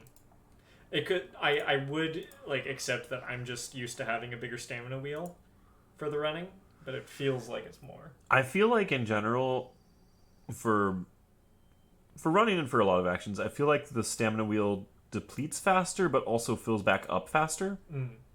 Especially for running. You know, I do think it feels back up for faster for running now that you mention it. Yeah. Swimming, like, I swear with your basic stamina wheel, you can swim longer than with the whole maxed out stamina from Breath of the Wild. It's drastic. Link was not a great swimmer. Yeah. Maybe in the 7 years he has practiced. I would believe this Link just spent the entire 7 years swimming. Swimming with Sidon. Link, it is embarrassing that a member of the Royal Guard swims so poorly. You need to work on this. In my defense, I've been wandering around with, 100 pounds of shit on my back. I've got a shield glued to another shield glued to a massive trunk of a club with a spiked iron ball on it. Also, a bow made out of a bunch of metal. Speaking of Sidon, I do like Yona. She's nice. I don't know who that is. Oh, you'll meet her. Okay. Let's say a lot of Link and Sidon shippers were sad. Aw. Nintendo realized the possibilities they had very transparently opened and panicked.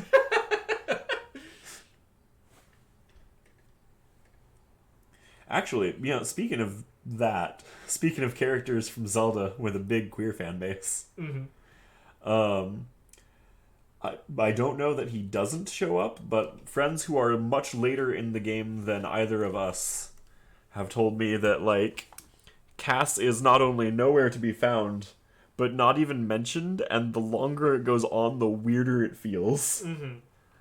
Like, his own wife is still around and does not mention him.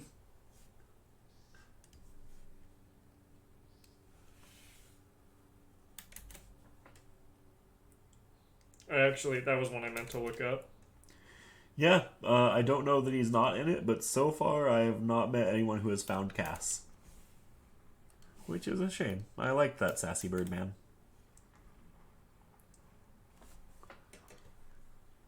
Ironoki, this game is dead to me. I do know at least one person for whom, like, it wasn't a deal breaker, but it kind of got almost in that territory for them. Because they really, really liked Cass. I know a lot of people who really like Cass. I mean, can you blame him? He's very handsome for a giant bipedal parrot. I guess parrots normally have 2 legs. Forget I said that. That was dumb. Zelda was no cast is wrong. Unplayable. It's funny because like I actually, didn't feel that way about Chaos. In fact, it wasn't really until this that I saw what a big people were more into him than I expected, or thought or knew like beforehand. But like it's been doubly so now. Yeah, no, people are very into Cass. Wink, wink.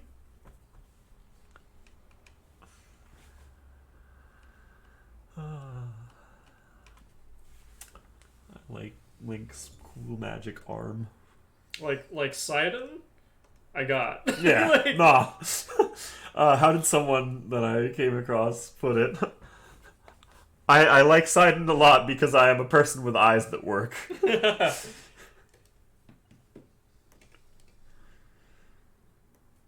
See, I'm not one of those. Oh man, I've told the story a couple times now, but I fucked up my eyes the first Zelda weekend. Oh no! I actually moved to my retina appointment because my vision got way worse. Oh no! I was in fucking portable mode for like 72 hours with only sleep breaks, and my eyes are already bad, guys. My eyes are already like in glasses don't fix it bad, so that was not a good idea.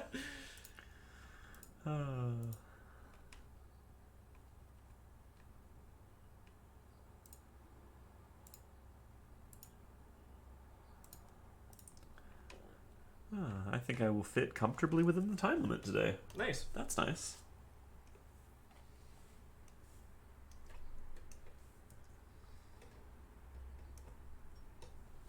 I also really hurt my thumb, but it got better. Aw. Actually, that's one of those things. Like, when the Switch came out, I'd heard a lot of complaints about how uncomfortable it was in portable mode. This is the first time it ever, like, actually affected me. I get it now. It's not comfortable in portable mode for long periods of time.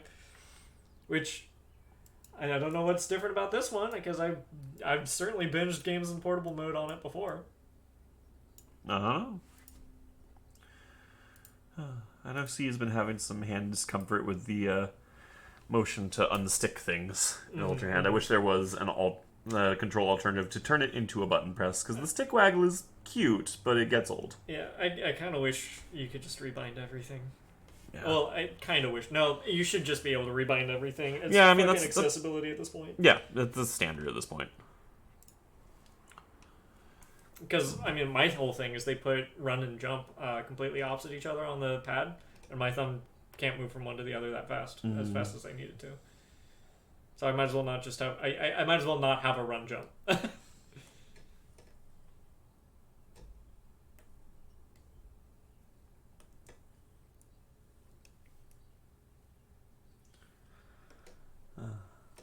Irenoki would like to remind us that he has non-standard fingers. Yes. Yes. And I have to filter all my control experiences through the lens of, I have giant spider hands.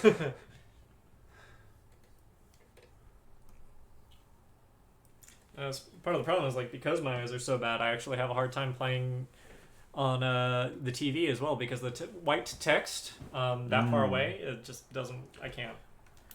In my room, it's all right, but I can't play it on the TV downstairs unless I'm sitting like directly in front of the TV. Which is even worse for your eyes. Yep. I'd say it's still better than portable mode. At least it doesn't feel as bad, but it's worse for my back. That's fair, because you don't have a whole lot of lumbar support going on in this room in general.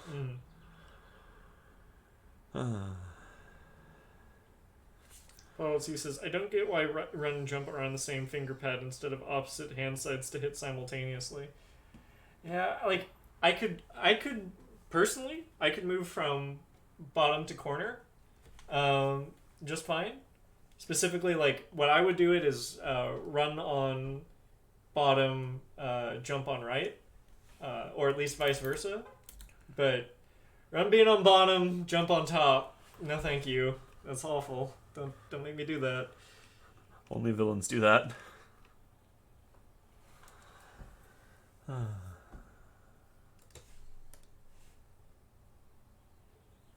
Because usually, like, A lot of games jump and like use are the same button, but they didn't do that in this one. Yeah. Which instead they made it attack and use, which What's worse optics? Jumping whenever you try and talk to someone, or whacking them with your sword whenever you try and talk to someone?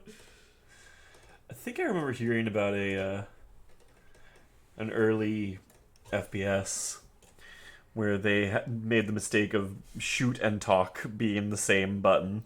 And so if you were not certain that you were directly in talking range of that NPC. Fantastic. Yep. I mean, legendary Portal 2 quote. Say Apple if you're okay. Okay, so that was jumping. That was jumping, but good try. I guess you did technically hear me. Yep, that was jumping again. That's what you did.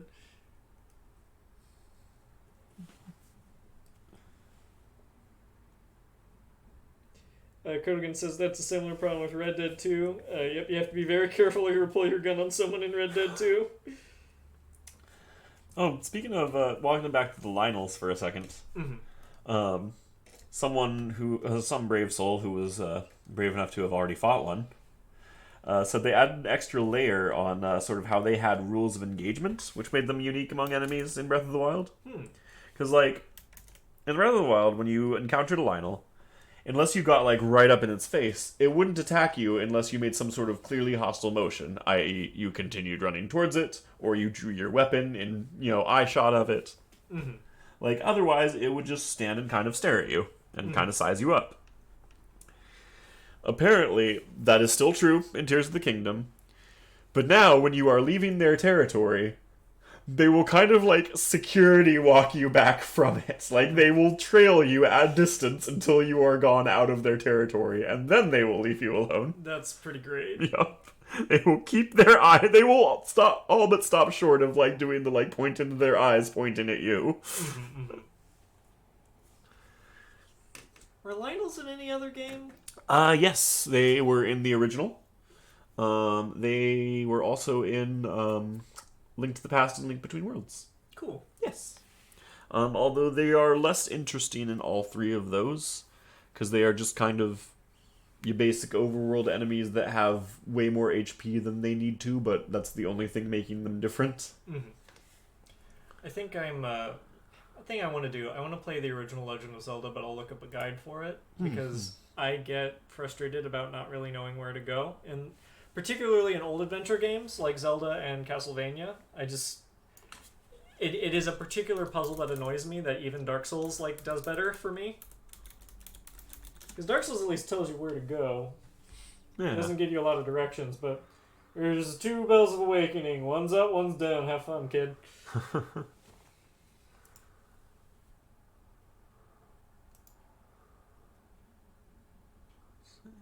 Aranoki says, let's play together. I can point us to him and say, bomb there. I'm down for that. I think, if you're okay with it, I think I finally found the thing that we can play together.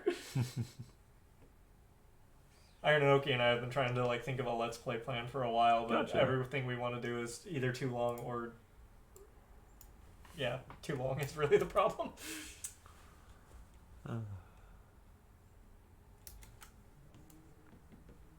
Original Zelda? Yeah. Nice.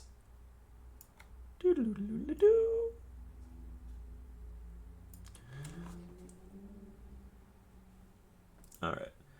I need my signature to actually be... Actually, wait, I don't need to move them out of their folder. I can just move the folder up. No, I can't. Nope. Because I still moved mine out of there somehow. Hold on. Where did yours go? Vanished. Did you draw on it somewhere? Nope, there it is. Okay, there we go.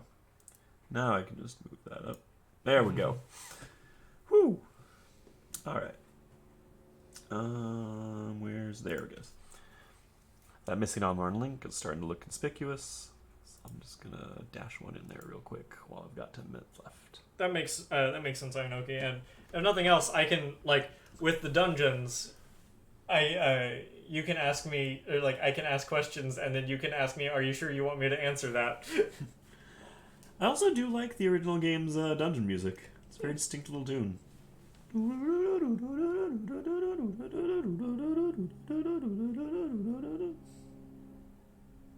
Which sounds like it'd get old. I want to make Loopy Fritz play fucking the. We were just talking about Twilight Princess. Ah.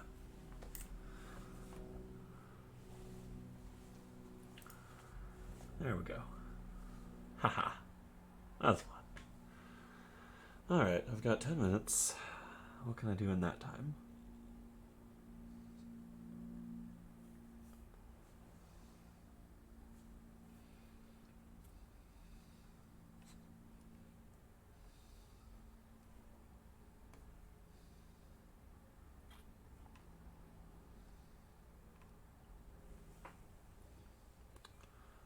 I don't know, actually.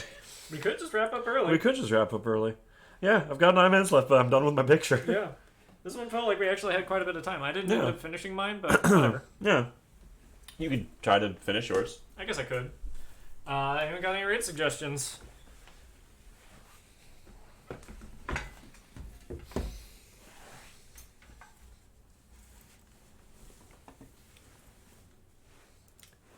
the meantime, let's see. Do.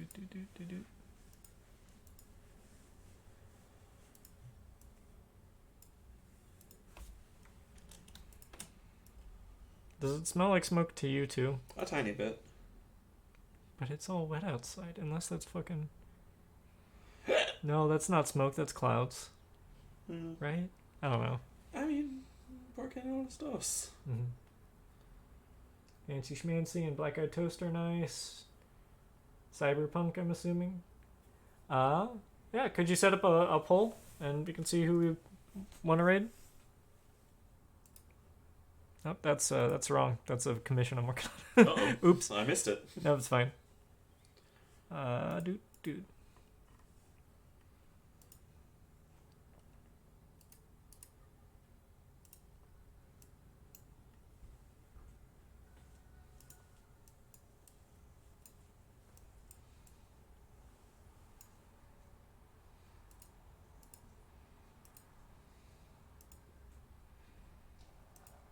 You know, I think the one thing I'm kind of missing from Tears of the Kingdom that I do wish was back in was proper tools. Because like the Parapad runes or the hand runes or whatever they're called, like those definitely fill the purpose of tools, but I kind of like the idea of collecting them. And kind of miss that you don't do that anymore. Mostly. Yeah, that's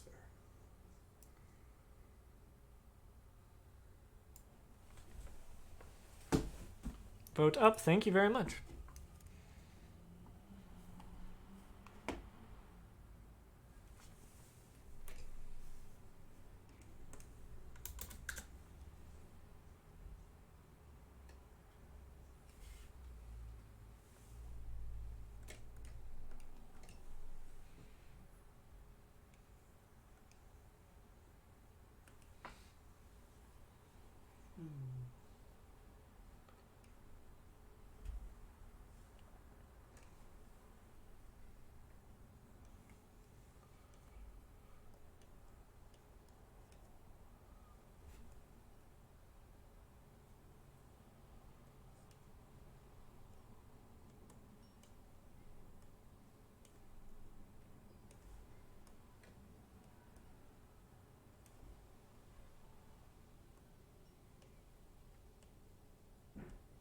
Also, the light bloom seeds are actually probably my favorite light mechanic in something so far. It's the first time where I feel like light or visual deprivation has worked in a game's favor for me. Yeah.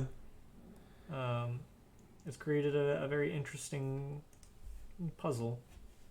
And I was surprised because normally I hate that sort of thing in games. Like, I hate limited battery life and flashlights in fucking horror games. It's the most annoying thing.